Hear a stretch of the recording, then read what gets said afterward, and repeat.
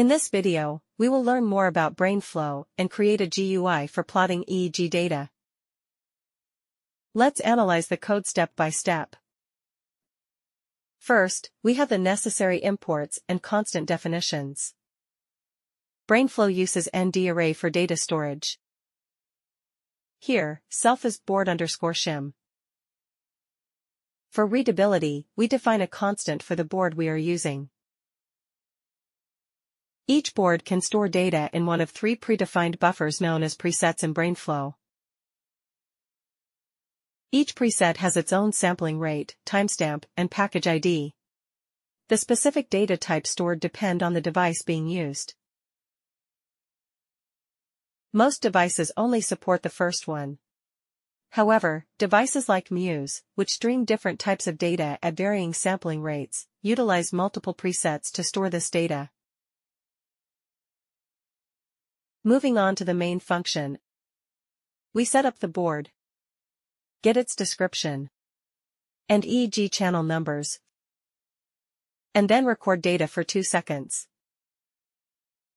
Finally, we collect the board data before releasing the session. What information does the variable descriptor contain? It includes the board name, EEG names, and sampling rate. Channels 1 to 16 are designated for EEG recording, and we will plot data from these channels shortly. Here is an example of extracting data from a single channel, where we use R1 to access the data from channel 1. The variable R1 is of type array base. This is what R1 looks like. Lastly, we display both the indices of the items and the items themselves on channel 1. If you're unfamiliar with Rust iterators, consider this example using a vector named foo. To print each item in foo, we can use an iterator. To print both the indices and items, we use the enumerate method. Let's define a struct called chord. To transform the index item pair into a chord, we use the map method. The code fails to compile without deriving the debug trait.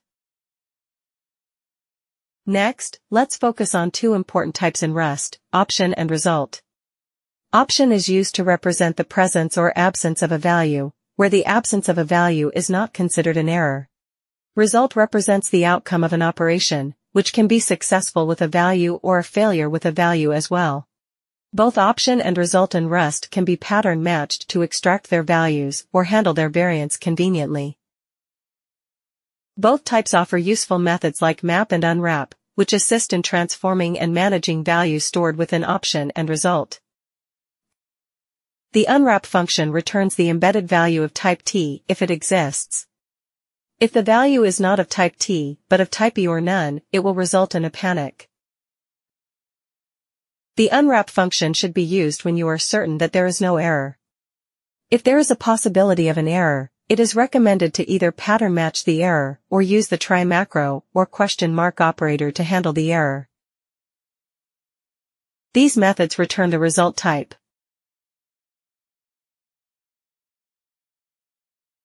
Let's replace the unwrap method with pattern matching in this code for collecting board data. We can use the match keyword to achieve the same effect as the unwrap method.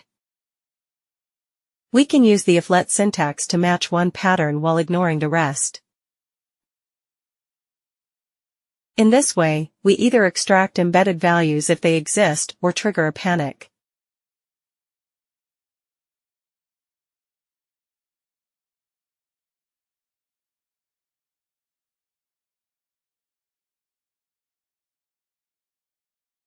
Let's review the code that plots the EEG data in real time.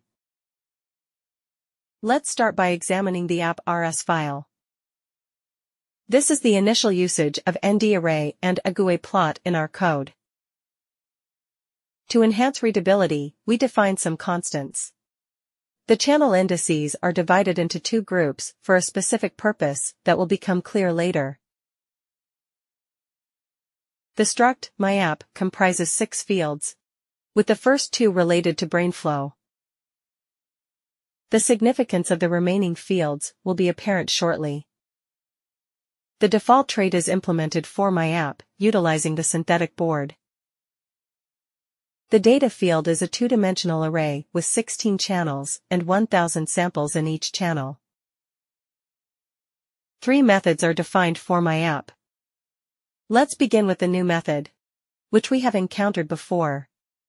This method is invoked once at the application's launch. It initializes the session, initiates streaming, and sets the streaming flag to true. The default function is called here to initialize the fields of MyApp.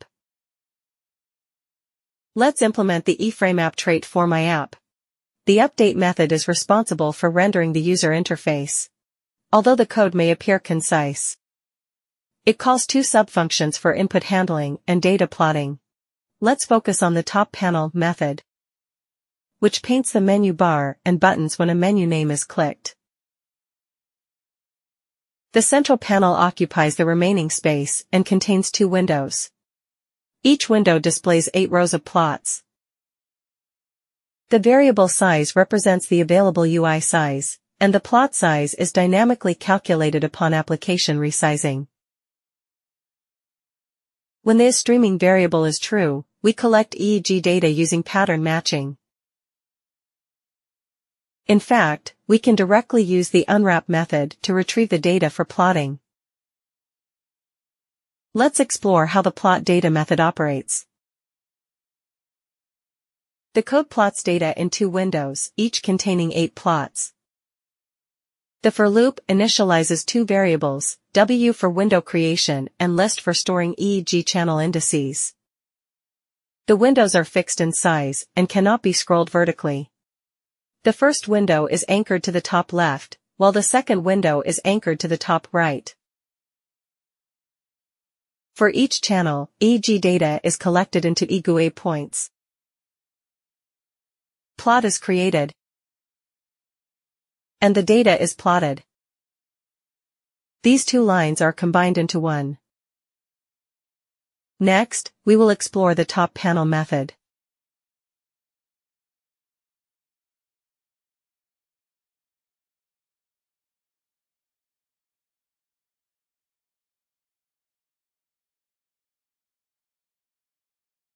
This is the complete code structure. At the top level is the top-bottom panel, within which there is a menu bar. The menu bar contains 2 menu buttons, each with relevant buttons. You can find the source code uploaded to my GitHub page. Please note that the repository is based on a C++ library built on Ubuntu.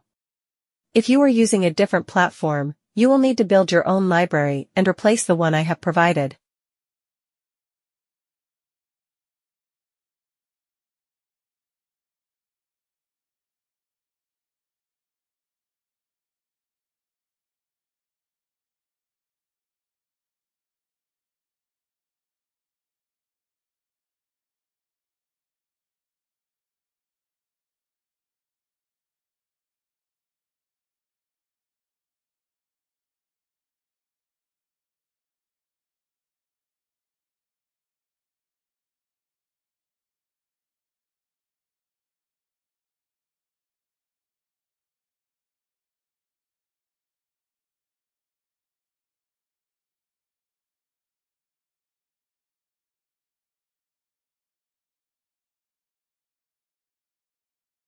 Thank you for watching.